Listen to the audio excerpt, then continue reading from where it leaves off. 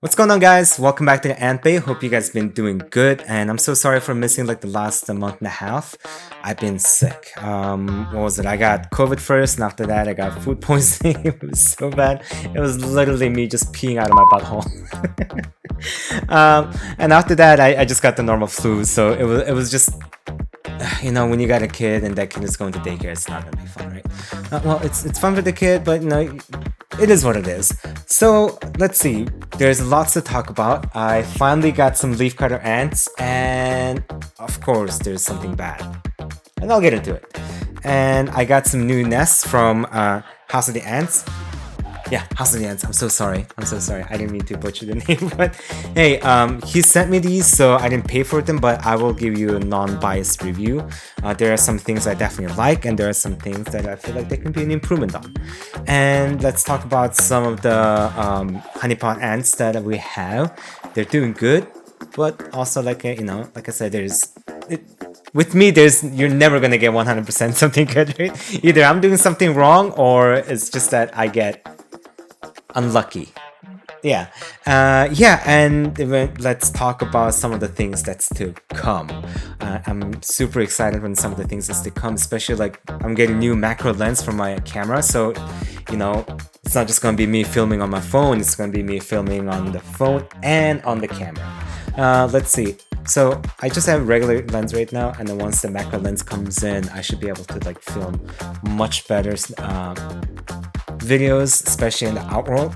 Within the nest, it's kind of easy to film with the camera, but when the outworld, it's kind of hard to adjust with the lighting. You have to hold the camera, you got to do this, but yeah. And I'm working on some like few skits, and then maybe like documentary style video.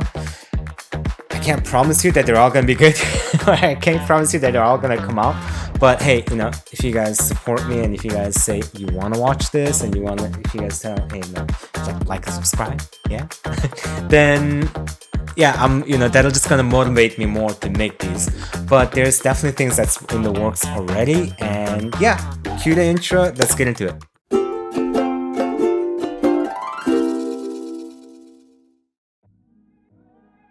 Alright, so first things first, let's talk about the leafcutter ants, right?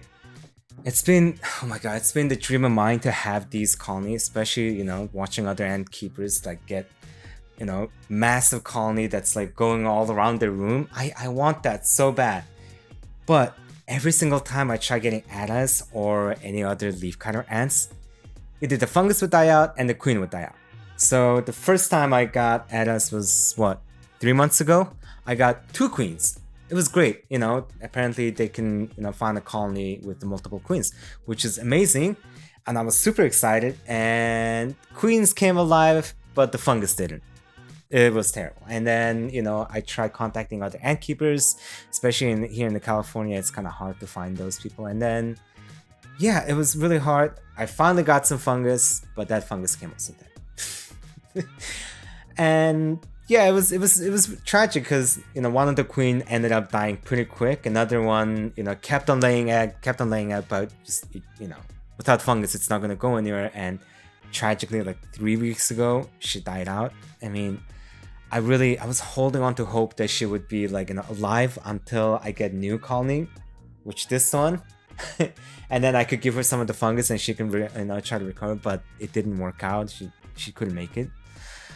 R.I.P. Queen. Yeah, and I finally got new colony, right? This one is more established colony with maybe like, I want to say like 30 to 40 workers, so it's more established. The fungus is there. So when the colony first arrived, the weather was nice, so none of the fungus died out. And then at first glance, everything was fine. So I just set them aside and put them in here and set them aside without like even bothering. And like a couple of days later, I came to check on them just to see how it is, and then I saw something like I didn't really like, which was the queen was like kind of nibbling on her foot. Initially, I thought she was just like cleaning, right? Because normally they're like, oh, this, and I was like, you know what? She's probably cleaning, probably nothing to worry about. And then came back like an hour later just to see, and then she was like hunched over, and I was like, that's normally the posture when they're laying eggs. But no, she just stayed like that the whole day. And then at the end of the day, I came to check. She chopped off like 3 of her left side legs. And I was like, what are you doing? Yeah, and she was just basically going in circles with the other three, and it wasn't even like the colony that was attacking her. It was attacking, she was attacking herself and chopping off her own limbs, and eventually she just, succumbed to the pain and she just probably died. And that's pretty sad because, when you look at the fungus here, it's doing really good. And yeah, I'm hoping I can find another queen. That way, I can try to like refound this colony.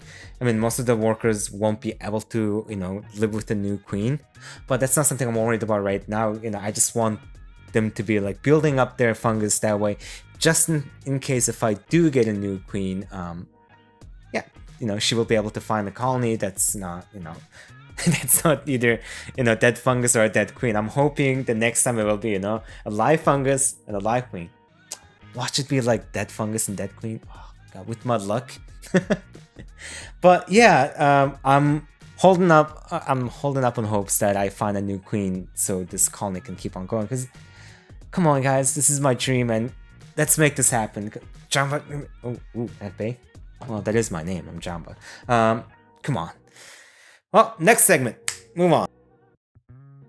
All right, so I got three. Like I said, I got 3 nests, and they're actually quite a good-looking nest. Let's see.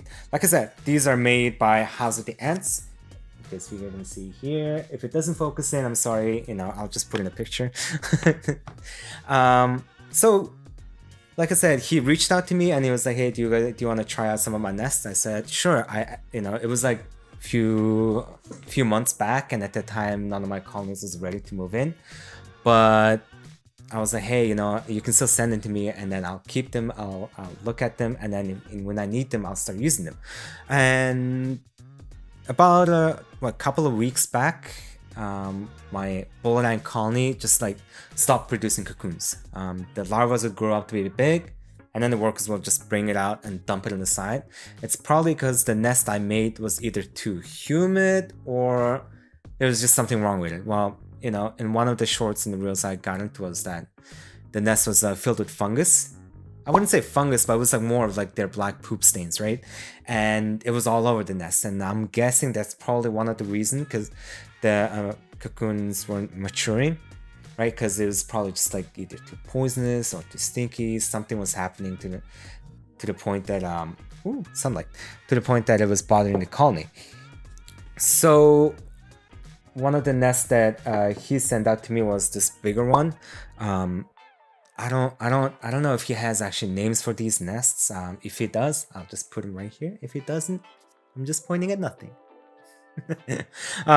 Yeah, so let's get into the review, right? Aesthetic wise, they look nice. One of the good things I like the most is that you can actually choose the colors. I chose, green, blue, and red. I almost said blue, green. I'm not colorblind. So one of the things I like about that is when you customize the things that you buy, you tend to, form a little bit more of a connection to it, because, you chose this, right? You built this, somewhat. And like I said, that's one of the plus. And another great thing about this nest is that, look, right here, this is where the heating wire goes. So in places where, like in Europe, where it's like cold in the winter, your house doesn't get too warm, let's say. Like here, it gets like, what? Here in California, it does drop to like freezing, right? It does drop to freezing. It doesn't really go below that, but, that will be not so good. And then what's great about this heating wire is that it's not just straight line, with some of the ant nests that you see out there. It actually goes through the nest with a curve, right? So it's going to cover a lot of space. That way heat will be distributed a little bit better. When it's a straight line, the heat's just going to stay there and then it'll try to disperse. But it doesn't, because, that immense amount of cold pressure will just, push down on the heat. So you would think, heat would rise and circle, but it really doesn't. So one of the great things is that it's going to distribute the heat, and that way your colony will have, I'm hoping that it'll have more consistent heat, and it's not going to hinder the development in the long run. especially throughout the winter. My home doesn't get really warm, so I'm hoping this is gonna be good. And next great thing is that, of course, you know, red lenses. I wouldn't say red lenses, but like covers. I don't really use them because, you know, I like to have my ants get used to the light. That way they don't panic when I pick it up. But just to show you guys, it's good. A lot of people keep it that way. Maybe the light does hinder the growth of the colony, especially in the beginning phases. That's when I do cover them. But, you know, these nests are not made for like founding colonies, right? These are made for most likely medium to mature colonies, depending on what kind of ants you have. So that's great. Aesthetically, it looks great. So aesthetically wise, I will give them 9.5 out of 10. I'm not gonna give them full 10 because I would say some of the 3D printing is a little bit like, you know, you can see where it went wrong, right? But that's just me nitpicking. Overall, like if you're looking from even from here, you can't see the mistakes. Only, you know, when you take a close look, it does. And another thing that kind of holds it back, I wouldn't say it holds it back, is the closers. It's a great idea. I think, you know, for this nest especially, it's a good idea. But, you know, when you do need to, you know, attach a new nest, right? My idea is I'm going to move my Microlitis colonies into this because they filled out their nest. And when you do fill, you know, attach them, there's a gap. There's a gap. And aesthetically wise, that might, you know, be bothersome for some people. It might not. For me, I generally like to have, you know, almost like no gaps. Because one, I don't have a lot of space, right? I only have one shelf. And another thing is like, you know, like I said, there's a gap, it doesn't look that well. But then again, like I said, it's me nitpicking. Performance-wise, let's get into it. So, performance-wise, there's two sets of, I wouldn't say two sets, but two types of nests that you can get. One is, you know, you put the test tube humidifier, you just plug it in, and theoretically, right, it should give you consistent humidity going down and then spreading through this ventilation. We'll see how that goes. So I'm gonna attach this here, and I'll attach the other one to here. So one of the test tubes is this one.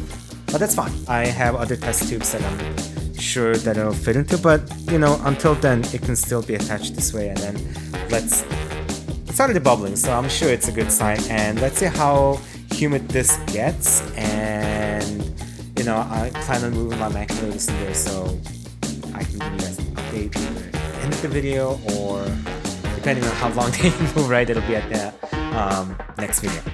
And for my bullet colony, they moved in actually pretty quick. This nest has the sponge humidifier, so it's not that you can theoretically put in the test tube, but why would you need to just like spread it in, right? It seems like it holds the humidity pretty well. When I first looked into it, I was like, you know, there's only a small amount of space for such a big nest. Then again, this colony doesn't, I feel like this colony doesn't require a lot of, what do you call it, humidity to like found the, for the larvas. So I kinda wanna give it like bad score, maybe 7 out of 10, because I just don't know yet, right? This is just initial look, but so far, the humidity wise, I feel like it holds it well with the sponges. But the one thing is that you're gonna be refilling the water like every other day, so that could be something. If there was like a well in the bottom where the sponge can be, right, where you know there's less evaporation, that would be better. But you know, with the 3D printed nest, unless you're 3D printing like another layer on, it's gonna be pretty hard. So I'm nitpicking here, but it is something that's probably gonna be hinder some for like colonies that like really humid. That's just my theory. Let's see how it goes. And wow, there's a lot of air bubbles coming out. So I'm guessing that's a good thing. All right, so what are we at? I can't speak. So aesthetically wise, it's like 9.95 out of 10, but humidity wise, I will give it 7 because, like I said, it's a little bit warm. I'm gonna give it a little bit more time, and then I can do maybe more in-depth review later on, just to see how it is. But just initial review wise, I'll give it 7.5. And one of the great things about this nest, another performance wise, is that it's chambered, and the way it's chambered is it's not like big chambers, right? I mean, it would be big chambers if it's like for smaller ant colonies, but if you're moving smaller ant colonies in here, you should be like expecting to be like richer colonies. Wow, my voice is going already. Yeah, so I feel like, especially from a bullet ant colony, they're doing good, and I'll show you right now. It's that, you know, as you can see here, there's plenty of cocoons now, and there's way more larvas on the way that should be, you know, weaving their cocoons soon. So I feel like for my bullet ant colony, especially this bigger nest, is perfect. And if it's for other colonies, maybe like carpenter ants or any other ants that likes it really humid, I would maybe like wet it first and then let it dry out and then humidify it. That way, you know, it still sustains some humidity, or else I feel like it'll just evaporate out pretty fast. So chambers are good. Chambers are a plus. They're doing good, and then heating system while it's good. Aesthetically, it's good. Humidity, I'm gonna just hold back on it right now, and you know, if it's good, definitely in my next video I will let you guys know how good it's performing. But I feel like in my initial review, but hey, you know, nothing's perfect. No nest is perfect, right? There's always like dry spots, there's always humid spots, and ants usually know how to, you know, work around it. But then again, you want to give your ants a home that's especially well made for them, or that's not going to hinder their growth. Alright, so sunlight is coming in. I'm just going to move everything this way. And yeah, let's move on to our next segment, which is going to be our honeypot ants. Alright, so honeypot ants, I feel like they're doing pretty good. Like I said, there's also the ups and downs. One thing is, let's go over the good things. You know, why can't we talk about the good things first? Well, good thing is that they're actually growing on a pretty good steady pace, and I have 2 more founding colonies that's, you know, tucked up in here pretty well. So let's take a look at them, which is this queen right here. I don't know if you can zoom in, but this queen is laying lots of eggs, like to the point where I'm kind of concerned, like, is she gonna like run out of like fat reserves? Do I need to like feed her more larvas or anything like that? Because not more larvas, more worms or anything like that, because I don't want her to like tuck her out. But I feel like the queen will know what she's doing, right? She knows what she's doing. And there's another queen, which is also one of the smaller variant, and I don't exactly know the name, but she's doing okay. I feel like she's like somewhat fertile. Maybe she didn't get a lot of sperms before she was caught. She lays lots of eggs, but she doesn't really make a lot of larvas, and then some of the larvas that's growing, she would just eat it. So maybe she's not fertile, and then she's growing drones, and then she's just eating the larvas as a source of protein. I don't know, but there's like a larva on the way. I hope it matures and we can see, you know, what it is. And one of our Mimicus colony, which is where did I put it? Right in front of me. They're doing great, considering how much they didn't grow over the last year, especially during the winter. She's doing great. What is it? One of the problem, you know, why am I talking about the problem? The good thing is that there's lots of small workers coming, right? There's lots of small workers coming, and as you can see, there's plenty of larvas on the way as well. And I guess I do have to talk about the bad thing. Bad thing is that I feel like the repletes don't know how to weave their cocoon. I don't know how that's possible, but they don't know how to weave their cocoon. The last time I showed you guys, there was 3 cocoons on the way, but they all died out because the cocoons just wasn't, you know, wrapped, I guess, either sealed well or anything like that. So the last 3 days, this one larva has been trying to weave her cocoon like the day in, day out, right? Every time I like come take a small glance at it, all the workers are always like stuffing, you know, sand or any particle on top of her, so that way the larva can weave the cocoon. But she's just failing. But when it comes to the smaller workers, it's fine. There's no issue with it. So I don't know exactly what's going on, but you know what? I feel like they'll figure it out soon, and or later. They can figure it out later. As long as the colony is growing, I'm happy. You know, considering how it was a year ago, and you know, especially during the winter where all the larvae died out, you know, I'm just happy that they're recovering. And yeah, and what do we got here? Our Mexicanas, they are doing pretty good, I would say, especially you know after all, you know, dying off a heat debacle. That wasn't really fun. Let me just drink water. Yeah, so what happened is that, quick recap, what happened is that the queen died out, not the queen, the most of the larvae died out because it was so hot, and I forgot to turn off the heating wire as well. And most of the cocoons also like died out in a bit. We had two repletes, but one of them unfortunately died, but it's just probably because it was old. It was probably one of the newer, I wouldn't say newer, I wouldn't say older. It was probably one of the older replete that just like, you know, aged out. If not, I'm not too concerned about it because there's plenty of larvae on the way. And yeah, that's, you know what, this colony is doing good. I don't have much of an issue with it.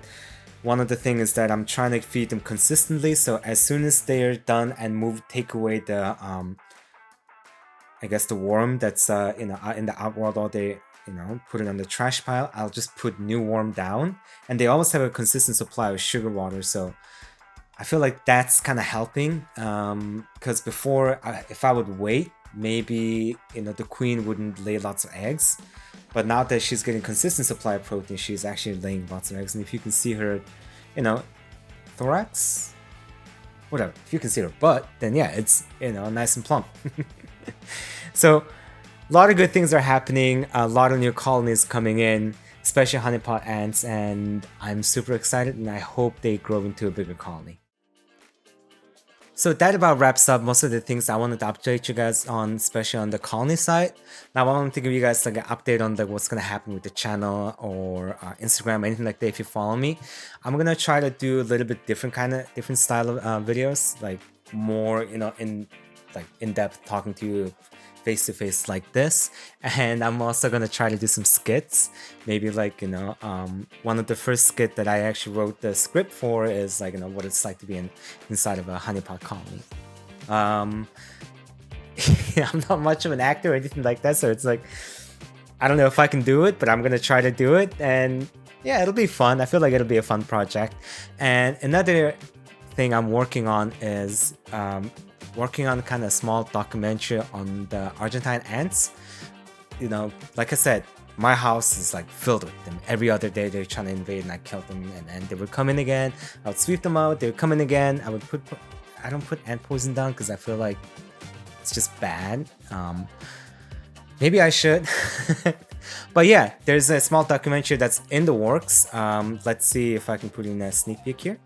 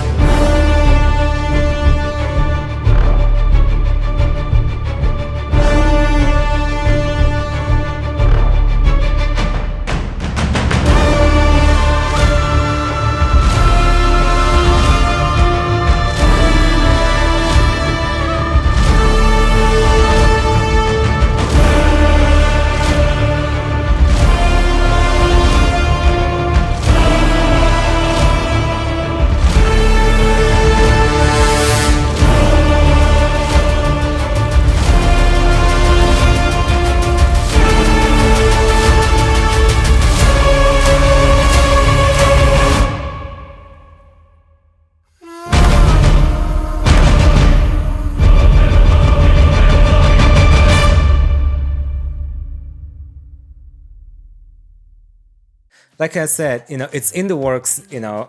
There's no editing done on it. That was just like a footage and like me trying to talk over it. Apparently, I don't have voice of like a narrator, so that's gonna be like, I don't know. I don't know how it's gonna turn out, but I would say it's like a passion project. So hey, please watch it when it comes out, because I'm gonna try to make it for like 1,000 subscriber video thingy. I don't know. And also, I'm getting like a bunch of new equipments, which is going to be like macro lenses for the camera. So it's no longer going to be just on the phone, right? It's going to be also on the camera. This camera is being filmed on the regular lens, but once we get the macro lens, it'll be much better for me to film, like especially on the outworld or anything like that that requires me like with a complicated move, right? Where I'm not holding a light here and my phone here and then like trying to work my way around. It's not going to be like that, where it's going to be like stationary light and then the camera. So hopefully that'll ramp up like the at least quality of the production, and I can pump up some good content for you guys. So if you guys want to see that, please leave a like, subscribe, leave in the comments what you guys want to see, because all of that is just gonna motivate me to make more videos. Yeah, I feel like I've gotten a lot of things out, and I feel like I wasted a lot of time with you guys. So hey, make sure to like and subscribe. I said that before, and if you want to see other stuff, just make sure to leave a comment below. Man, it's really awkward to like look at the camera and talk. I don't know how actors do this. Well, anyways, I'll catch you guys on the flip side. Bye!